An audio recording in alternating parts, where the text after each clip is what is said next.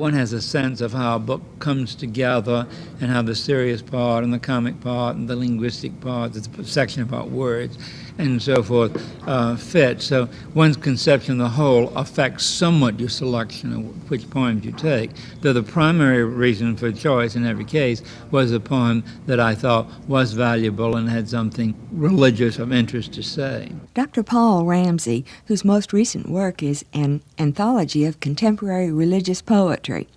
Writers from many religious persuasions are found in this collection, covering a variety of subjects, both humorous and serious. Paul Ramsey, poet in residence at the University of Chattanooga and a professor of English there, is the author of articles, short stories, books of scholarship and criticism, and 5 books of his own poetry.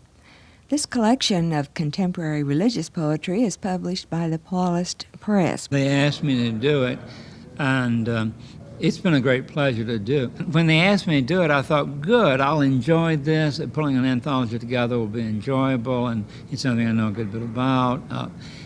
I will have a chance to enjoy what I do, and it'll be a lot less work than other books. I was quite wrong. It's an enormous amount of work. The selection's a long, long process. I always read a lot of poetry, but I read a lot more. Selection's a kind of agony, all sorts of ways, in a good way, I think, but I take it very seriously.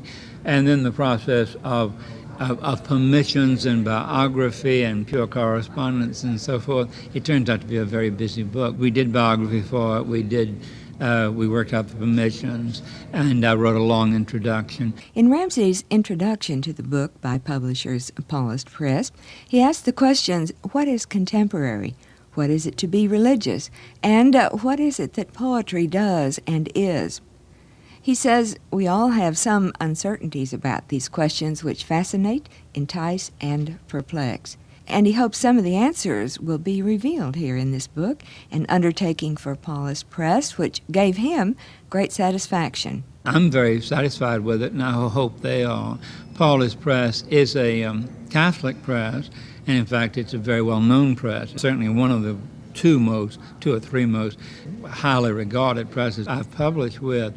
But they wanted a book which was not primarily or exclusively Catholic, and it's not. They didn't say ecumenical, but I guess you could call it that, because in it there's a great deal of Catholic poetry, there's a great deal of Christian poetry, which is not Catholic.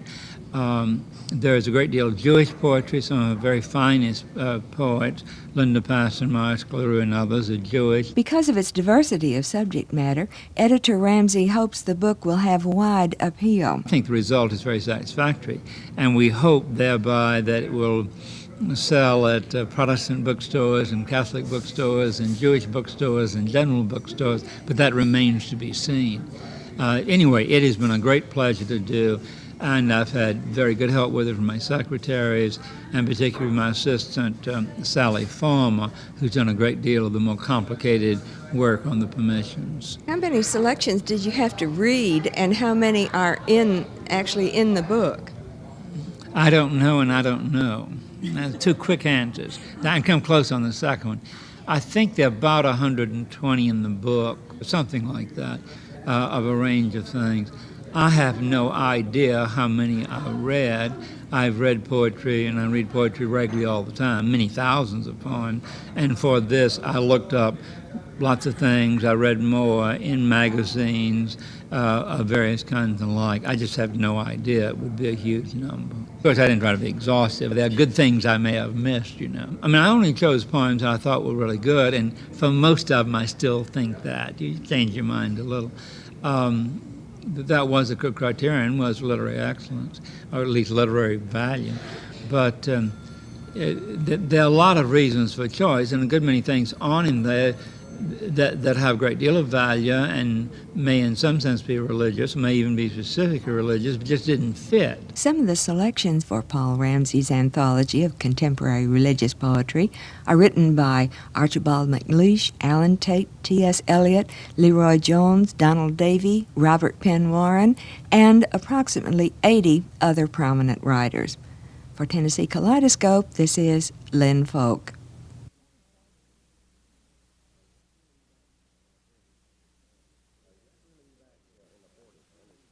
You had to really be back in the 40s to understand the spirit that went on here in other parts of the country where if people were not in the military service or working in defense plants, they were saving scrap iron, they were saving grease, aluminum, anything to help support the war effort. And if visitors into this area, visiting families, would inquire as to say how many people would work here in Oak Ridge, I think the common answer was about half of them. And when they asked, what do you make in Oak Ridge? They said, well, about $5 a day. People just didn't give any indication or communicate to the visiting public as to what their effort was here in Oak Ridge. Back in the 40s, this secret city with a population of about 80,000 people was completely enclosed by a guarded fence. It was not shown on maps, and most of the people employed here were actually unaware of the fact that they were working on the development of the first atomic bomb. The fences have been gone since 1949, and in this now open city, the laboratories are involved in research on all energy options, including the nuclear option. But memories of the early days have been preserved in a special permanent exhibit room at the American Museum of Science and Energy. Here, for Tennessee Kaleidoscope, is Director of Museum Operations, Marion Marsee. We've just opened up a room here, the Oak Ridge Story Room, which deals with the history of Oak Ridge and supporting the Manhattan Project for developing a bomb to win the war during World War II. And we're rather pleased with this room because it brings in the human interest as well as the mission of Oak Ridge. And also it does a good job of displaying the lifestyle of the 40s. Where did you get all the things in this room? Did you already have these, or have people brought them in to you? We have accumulated over the years, but we obviously needed to get input from the community, so we advertised in the local papers, and people responded rather well, bringing in mementos and artifacts, and a lot of those are on display. We have what we consider to be a very professional multimedia, a multi-image show that reviews the Oak Ridge story from the 40s to the present. Before and after photographs are here in this room, copies of newspapers of those days, and historical moments captured in film and sound, all concerning this secret city. But the Oak Ridge Story exhibit is only one of the displays in this building. In the lobby area, we use that for a change-out each month, where we bring in exhibits from other science museums or community interest exhibits. And this attracts a much wider cross-section of the public here to our facilities. Of course, we're only about 15 minutes away from Interstate 40 and Interstate 75, so we get a good cross-section of Americana through the museum here. What about the local people? Do they come here and look at the exhibits? Well, the community here supports us very well, but I do contend that not only here in Oak Ridge, but in Nashville, Memphis, wherever, that probably half the population in these areas never really get around to the local facilities. They always leave that to last. But no, the community here has been very supportive, and that's one reason that we change our exhibits out in the lobby once a month, is to keep this following continuous. Does your museum have traveling exhibits that go around the state or other places in the country? This facility was the flagship for the Department of Energy's traveling exhibits program that would go to schools and shopping centers, malls, and send exhibits to libraries, that sort of thing. But that type of effort's not been funded since 1980.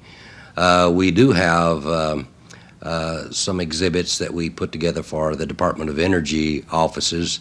Usually those are for technical conferences. Exhibits have traveled as far as Switzerland and China from this Museum of Science and Energy, which was previously known by another name. Up until, I guess, 1976, it was the American Museum of Atomic Energy. And then the Atomic Energy Commission evolved into the Energy Research and Development Administration, and it was during that period when our role was expanded to show the research and development on all the resources we have in this country for producing energy and assessing the environmental impact these resources have. And with our scope broadened, the Department of Energy felt it was necessary to change the name to the American Museum of Science and Energy. Director of the museum, Marion Marsee, in Oak Ridge, Tennessee. For Tennessee Kaleidoscope, this is Lynn Folk.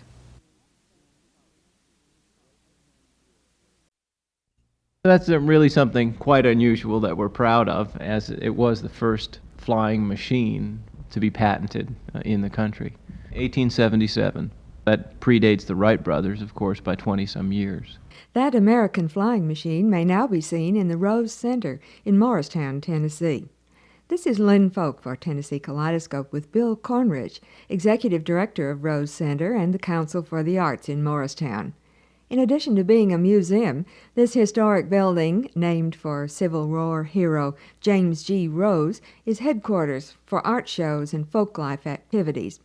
The building was Morristown's first public school, built in 1893, and now festival events are directed from here, and it houses local art exhibits, traveling shows, and at least 2 permanent exhibits, old photographs dating back to the Civil War, and the flying machine invented by a Morristown resident. It's something called the American Flying Machine.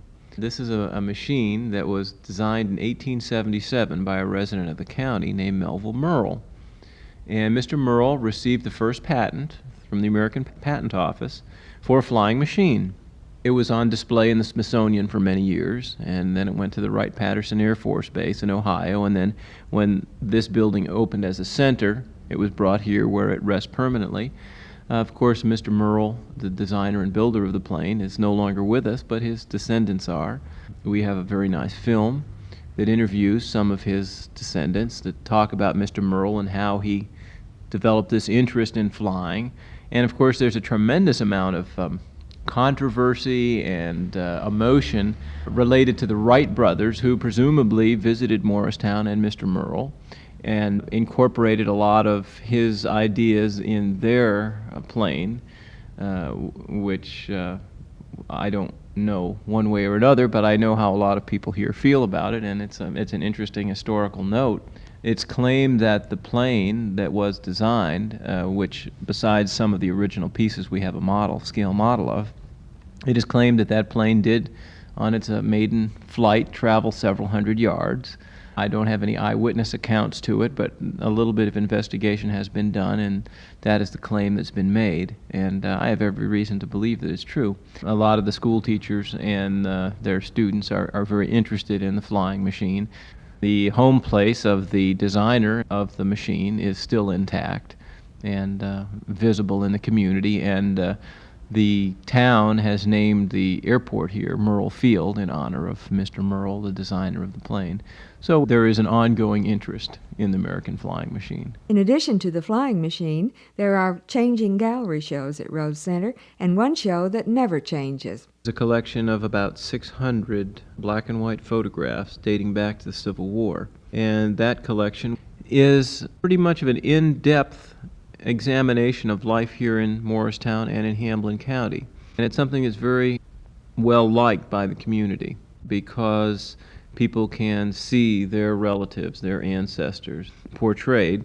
And it is even interesting to outsiders. Although most of the photographs deal specifically with individuals from Morristown, dwellings, the churches, the schools from years gone by, they're presented in a fashion which can be appreciated by most people. Morristown and Rose Center are now making plans for Tennessee Homecoming '86. The Rose Center, both through myself individually and as an entity, will be involved in the homecoming.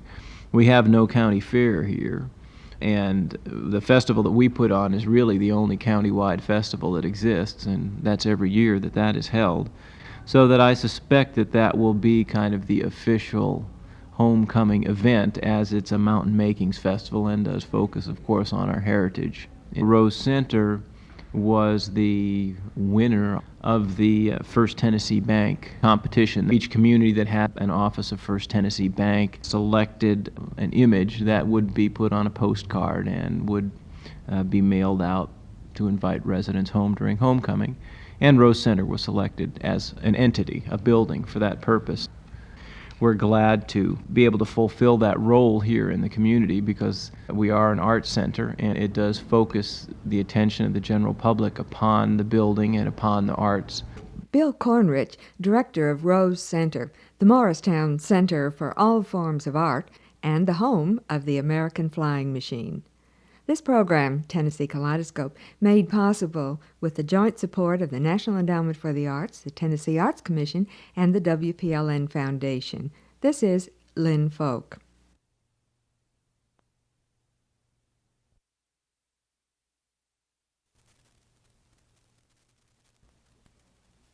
Cookeville was in the top 10 communities listed as preferred retirement communities. Sally Crain, president of the Cookeville, Tennessee Arts Council, an active organization which surely is partially responsible for the fact that Cookeville, with its population of 30,000 people, is so desirable as a place for busy, fulfilling, and creative retirement living. This is Lynn Folk for Tennessee Kaleidoscope with Sally Crain, who, in addition to being the Cookeville Arts Council leader, is the director of a syndicated TV program on art. On a recent weekend, the Cookeville Arts Council sponsored a workshop with an arts management consultant from out of state, where the participants learned some surprising things about themselves and their organizations, and they received suggestions for more use of volunteers and corporate community involvement in the arts, as well as ideas for expanding projects already underway, such as the following. We have representatives on the Arts Council of all of the arts groups in Cookeville. That's visual arts, the theater groups, and the music groups. And of course that includes 2 music organizations from Tennessee Tech University. So one of our prime concerns is to serve as a scheduling or a coordinating activity from the Arts Council. In addition to that, we have programs in the schools. We have a program that we have called for the past 3 years CLASS, which is Creative Local Artists in the School System. And we draw from our artists in the region and in the generally in Putnam County particularly to assist us with ongoing programs in the schools. Do you keep up any kind of a calendar of activities for the community? Yes, we do. In the Drama Center, we do have an actual calendar, and we encourage all of our arts groups to communicate with us in scheduling events so that there isn't that overlapping or so that competition doesn't develop. Do you find that most of your arts activities are in connection with Tennessee Tech? Not all of them at all. The symphony, of course, is the hub of a lot of activity in the arts offerings in Cookeville, and Master Singers, which is a vocal group. But there are other groups that are involved too. We have the Cumberland Arts Society. Cookeville Summer Theater is very active. The Drama Center programs are very active. We have a children's theater. So we have, for the size of the community, just a tremendous amount of potentials. And we are in a tremendous growth period right now. And all of the groups are cooperating and wanting to work together so that we can offer as much as possible. Could we talk a little bit about your having the arts consultant to work with you? Yes. Because that to me is certainly a forward-looking project. We invited June Spencer here, who is Opinion Research Associates Incorporated from Madison, Wisconsin, and she met individually with each of the groups all day Friday, talking with them about their own concerns within their budget and their projected programs, their problems, how the Arts Council can help them better. Then last night, the Arts Council met with June, and she reported to us her general feelings for what she saw as both our strengths and our weaknesses. Today, June met with the representatives from all of the arts groups, along with the Arts Council, and challenged us in absolutely every direction. I'm both excited and scared to death because there are so many things that we can do, and we've only scratched the surface. We have grants to write, research to do, data to collect, seat questionnaires to install everywhere there's a group of people gathered, to begin really doing some things that will benefit every possible facet of life and community in Cookeville. Don't you find that it's helpful to bring someone in from the outside to advise you on these sorts of things? Oh, yes, because she can look at things objectively. So she has an ability to contrast us with the better and the not as good. And she can look at us, of course, as an unbiased and uninvolved spectator and say, you are being elitist. Look around you at all the resources that you are not tapping. And, of course, that's exactly what we need to hear. Sally Crain, president of the Cookeville, Tennessee Arts Council. Future plans of the council include hiring a full-time director, more use of volunteers, increasing membership, and usage of computers. This program, Tennessee Kaleidoscope, made possible with the joint support of the National Endowment for the Arts and the Tennessee Arts Commission. This is Lynn Folk.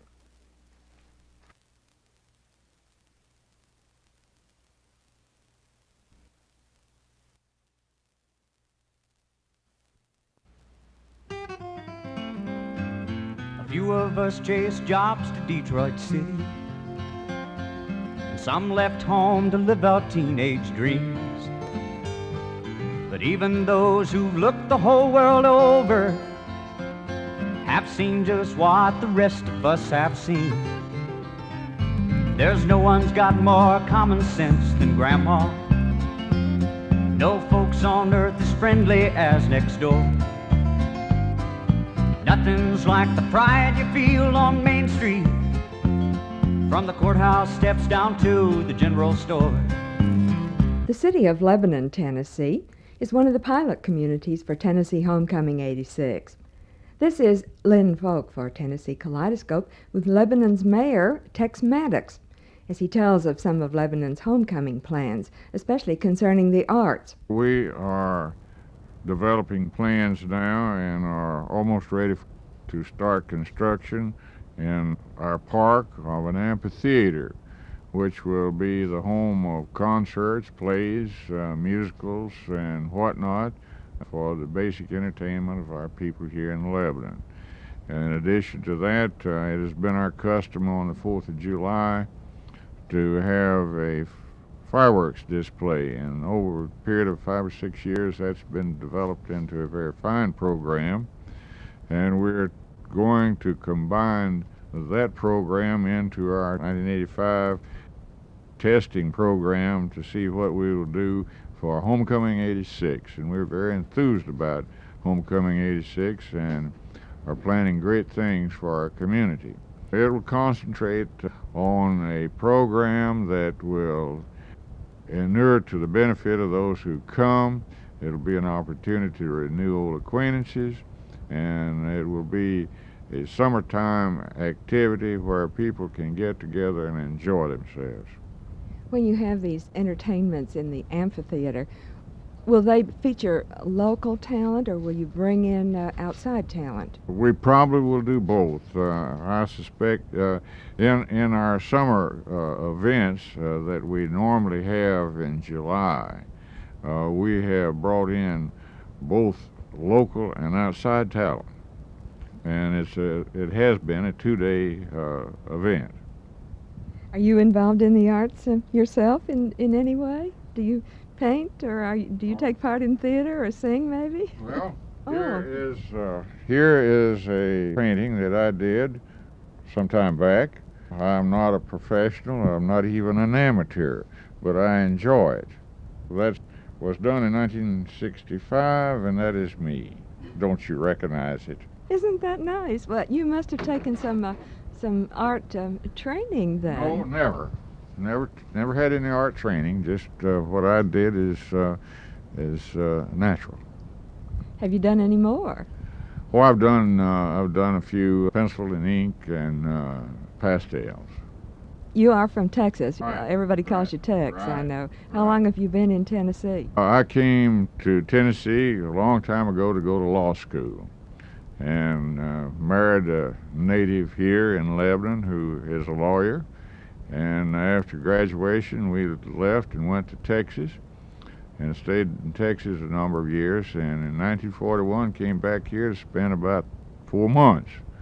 World War II came on, we're still here. Well, you're one of those homecomers then, aren't you? Right. You've been here a long time. Right.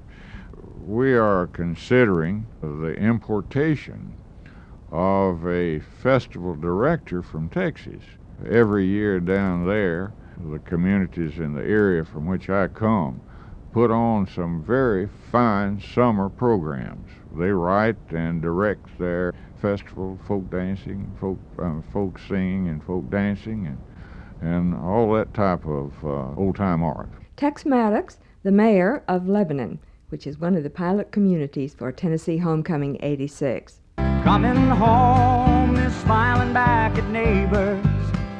Coming home is smelling biscuits on the stove.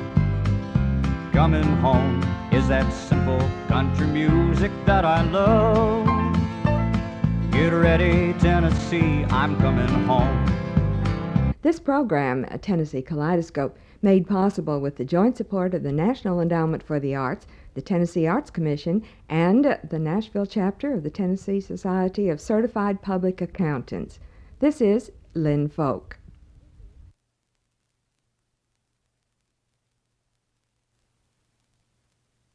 She's in the process of cleaning the portrait, removing discolored varnish and dirt that has accumulated on the surface over the last 100 or so years. And she's already done some of the preliminary structural reconsolidation of the portrait, and that makes it safe to clean it at this point. Art Preservation by Cynthia Stow and her partner, Dee Minot, at the Cumberland Art Conservation Center in Nashville, where paintings are reconstructed, repaired, and made to come alive again for museums, galleries, and private collectors. This is Lynn Folk for Tennessee Kaleidoscope with Cynthia Stow at the Cumberland Art Conservation Center as we discuss the treatment that each oil painting receives over a period of months sometimes, and the dramatic and surprising results accomplished, especially after the cleaning process. Almost any painting that's over 50 years old has reached the point where the canvas is no longer sufficient to support the paint. And usually it needs to be strengthened in some manner with a secondary fabric. And this basically is the structural reconsolidation that I'm talking about. So that's the first thing you do, and then what's the next step? Usually cleaning. Sometimes cleaning can be done first, sometimes not. What's the most dramatic in these steps? Probably the cleaning, because the painting can change from night to day visually, and that's what people appreciate, but they don't realize frequently that it's really the structural work that is more important, because that's what promotes the life of the painting. The cleaning is simply an aesthetic consideration. What types of paintings do you work on? Are they mostly portraits? A lot of paintings that we work on are portraits. We service museums, historical societies, and private individuals throughout the Southeast. So you do get a good variety that way. A lot, particularly those owned by private individuals, are family portraits. And a lot of work that we do for the state of Tennessee is portraiture. But certainly with other fine arts museums, we do landscapes, genre scenes, just the whole variety of paintings. A lot of times people have paintings whose historic value or artistic value they're not aware of at all. And being a Nashville native, I very much enjoy helping to preserve some of my culture here. Well, you find so many family portraits, and I think also you find so many that have been mistreated because people didn't know what to do with them. A lot of them have been subjected to home remedies of cleaning or brightening up in one way or another. And some of the things that have been done to these paintings are very hard to remedy. Do you ever give away any of your professional secrets? Oh, I've got no secrets, but there's very little that I can tell one person that would be useful. I can't tell a person, for instance, how to clean a painting. And I get a lot of calls, how do I clean my painting? Because each painting is so individual and requires individual consideration. What would work to clean one painting would be disastrous on the next. You have a terrific responsibility, don't you, when you're entrusted with these valued family portraits? Well, I think I do, and I try to take as good and responsible care of things, not only for now, but looking down the road to the rest of their lives.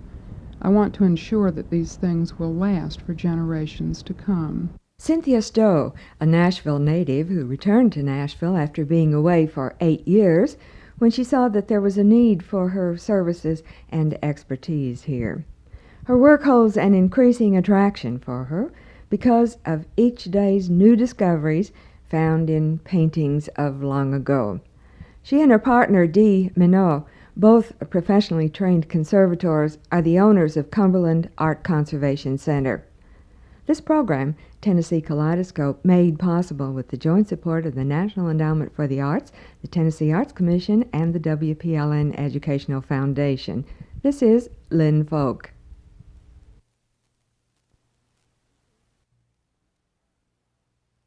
When I was about 5 years old, my grandmother gave me a white sow.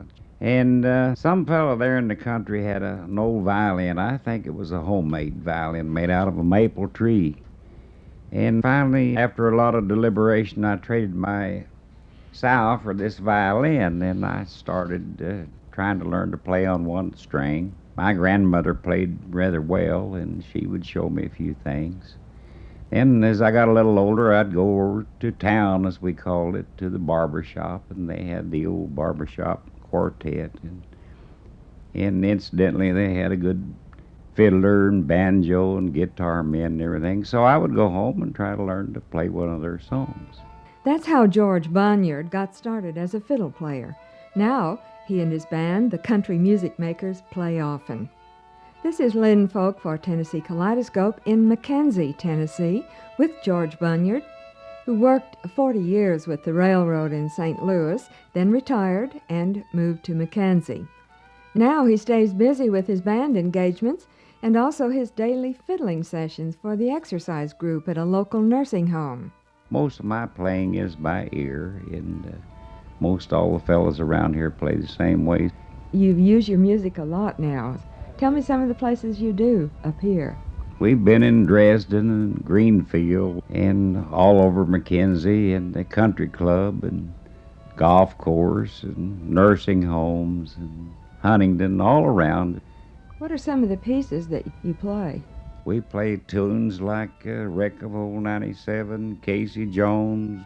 You can't put new patches on old garments, and we hear a new one come out, we try to learn it. Which do people prefer to hear, the old ones that they're familiar with or these new ones? You play according to your crowd. If you have an older crowd, we might go back into the 50s and play some. And then especially if they're dancing, why, we'll play songs that they like to hear like that. If you got younger ones, well, you got to put a little more bango bongo in it, you know. And then if you have a church group or something, of course you play gospel. You can tell in a few minutes what they want to hear. You spend a lot of time going to nursing homes, and this means so much to the people that you visit. What's their response to music especially? In the mornings at 10 o'clock, we start out what they call their exercise hour. They have their opening prayer and devotion. Then I get up there with this fiddle and the piano girl, Estelle Rogers, and we go through what we call a wake-up exercise. So I cut out on an old country square dance tune, and while we get them all to wake and clapping their hands, you know, and keeping time. Then she goes through all of their physical exercises, and we play music while they're going through that. I've got one old gentleman there, and I'm pretty sure he's up in his 80s. So he'll get up out of his chair there, and then I play maybe like Crazy Arms. And he'll dance with 2 or 3 women up in his 80s, see? And we do I guess it's the old Tennessee two-step, you know.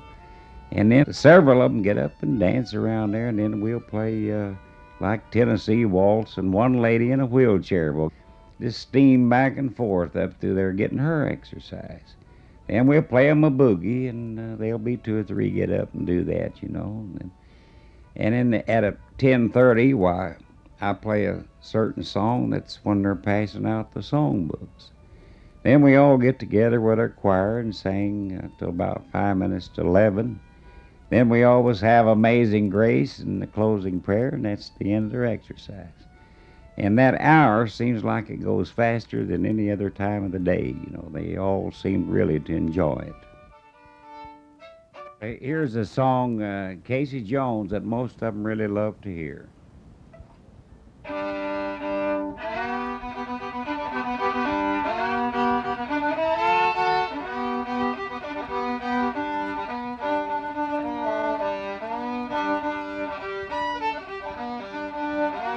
George Bunyard and his fiddle in McKenzie, Tennessee, which is one of the pilot communities for Tennessee Homecoming 86. This program, Tennessee Kaleidoscope, made possible with the joint support of the National Endowment for the Arts, the Tennessee Arts Commission, and the Nashville chapter of the Tennessee Society of Certified Public Accountants. This is Lynn Folk.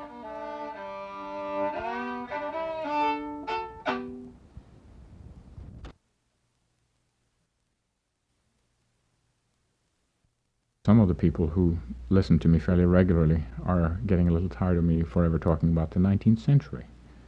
Well, the reason I'm talking about the 19th century a lot is that at this time, the history of 19th century art is being rewritten, and I find it fascinating, the idea of rewriting the history of 19th century art.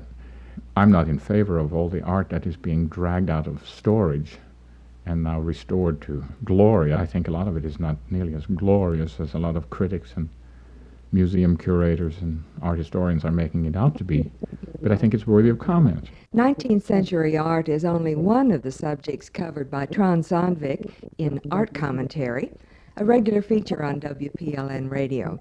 It's a program which began in 1980 and has continued each Monday morning ever since.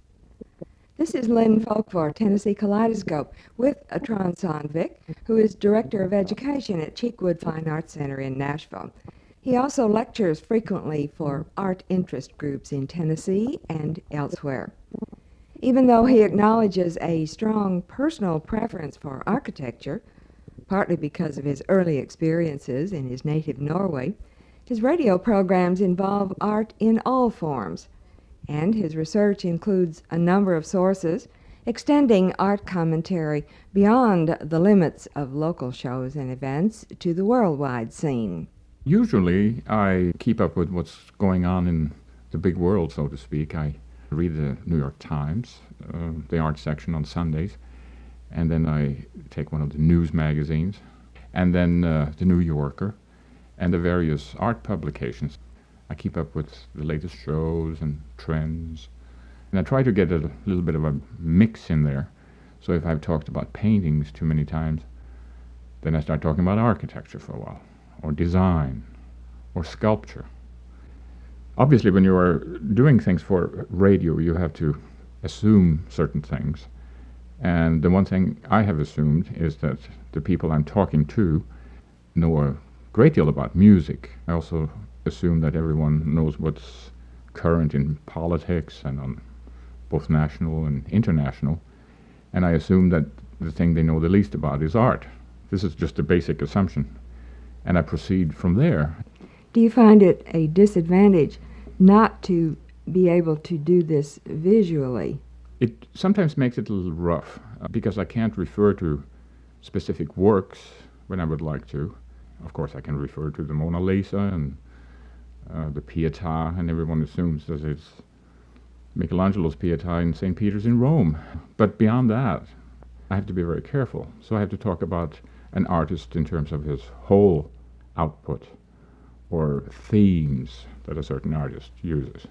It's quite different from giving a slide lecture, isn't it? I know that you do slide lectures also in your work at Cheekwood. It's totally different. I find, for instance, that in preparing a 5-minute broadcast, it takes me just as much time as it would take me to prepare an hour's illustrated lecture. The thoughts have to be much denser. Again, since there's no visual material there, that part you just have to skip over, and you end up with something that is really quite concentrated. Were you exposed to a great deal of art in Norway? You said you'd always been interested in art, but were you actually exposed to art when you were much younger? Not a great deal, really. It wasn't until high school years that I went places where I could see galleries and museums. I think my earliest experience had to do with architecture.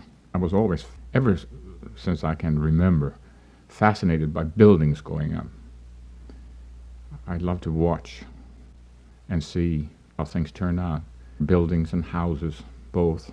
And of course, during the war years, there wasn't a great deal of building activity going on. But as soon as the war was over, my hometown having been bombed, the whole business district was gone, and that had to be rebuilt. All that building activity and seeing, a little townscape sort of coming into being, that to me was absolutely fascinating. And it was the visual part of it that fascinated me the most. Troud Sandvik, originator of the feature Art Commentary, heard each Monday morning at 8:25 on WPLN Radio. This program, Tennessee Kaleidoscope, made possible with the joint support of the National Endowment for the Arts, the Tennessee Arts Commission, and the WPLN Educational Foundation. This is Lynn Folk.